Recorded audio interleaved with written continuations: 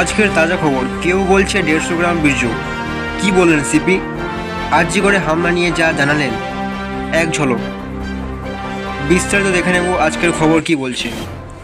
মহিলা চিকিৎসকের ধর্ষণ, খুন ও আরজিকর মেডিকেল কলেজে হামলার ঘটনায় নানা গুজব ছড়াচ্ছে বলে আবারও দাবি করলেন কলকাতার পুলিশ কমিশনার বিনীত গোয়েল। শুক্রবার এ নিয়ে সাংবাদিক বৈঠক করেন কমিশনার। শুরুতেই তিনি দুটি ভিডিও দেখান।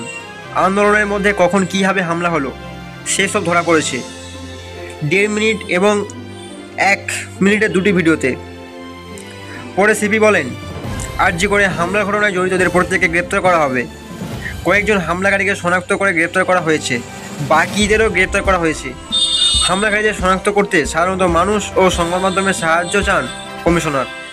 সেদিন ঘটনার বিষয়ে সিপি বলেন, রাত দখলের রাতে পুরো শহরে প্রচুর ফোর্স ছিল, একাধিক জায়গায় জমায়েত হয়েছিল। সব জায়গায় প্রয়োজনীয় পদক্ষেপ করেছে পুলিশ। যারা ভাঙচুর করছে তাদের প্রত্যেককে গ্রেপ্তার করা হবে। কিছু হামলাকারীকে গ্রেপ্তার করা হয়েছে। নির্যাতিতের ধর্ষণ ও খুনের ঘটনায় নিয়ে সোশ্যাল মিডিয়ায় প্রচুর গুজব ছড়াচ্ছে বলে জানান কমিশনার। গুজব না ছড়ানোর অনুরোধ করছেন সিপি। তিনি বলেন, প্রচুর গুজব ছড়াচ্ছে যার কোনো ভিত্তি নেই, এটা সমস্যা তৈরি হচ্ছে। বলা হচ্ছে কলকাতা পুলিশ প্রমাণ নষ্ট করেছে। প্রমাণ নষ্ট হয়েছে কিনা সেটা তদন্ত করবে সিবিআই। আমরা যে কোনো কিছুর জন্য তৈরি, আমাদের সিবিআইয়ের উপর আস্থা রাখতে হবে। কলকাতা পুলিশ তাদের সাহায্য করেছে। কোথাও আমাদের তরফে কোনো কমতি থাকলে সেটা এজেন্সি দেখাবে। মানুষ কেন এত অধৈর্য হয়ে পড়ছে? অনেকে বলছে কলকাতা পুলিশ নাকি নির্যাতিতদের পরিবারকে আত্মহত্যার কথা বলেছে। কেউ কেউ বলছে নির্যাতিতদের শরীর থেকে 150 গ্রাম বীর্য পাওয়া গিয়েছে। এসব একেবারেই গুজব। কারা কোথা থেকে এসব বলছে? খুনের মামলা রুজু করতে দেরি হওয়া নিয়েও ব্যাখ্যা দিয়েছেন বিনীত গোয়েল। তিনি বলেন, স্বাভাবিক মৃত্যু না হলে অস্বাভাবিক মৃত্যুর মামলা রুজু করে পুলিশ। এটা সব জায়গাতেই একই হয়।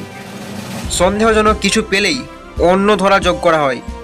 স্বাভাবিকভাবে মৃত্যুর মামলা মানেই আত্মহত্যার মামলা নয়। এনা না বুঝেই গুজব ছড়াচ্ছে। আমাদের লুকানোর কিছু নেই। কেউ ডিউটিতে থাকলেই তাকে আমরা গ্রেপ্তার করতে পারি না প্রমাণ ছাড়া। আমরা কাউকে রক্ষা করছি না, আমরা প্রমাণের ভিত্তিতে চলেছি। স্বচ্ছতা নিয়ে প্রশ্ন ওঠার কোনো কারণ নেই। এখন কেসটা সিবিআইয়ের কাছে। কেন বলা হচ্ছে কলকাতা পুলিশ ধামাচাপা দিতে চাইছে? প্রমাণ নষ্ট করেছে কিনা তা খতিয়ে দেখুক সিবিআই। যারা জড়িত ছিল সবাইকে গ্রেপ্তার করা হবে। প্রমাণ দিতে পারলেই আমরা পদক্ষেপ করব।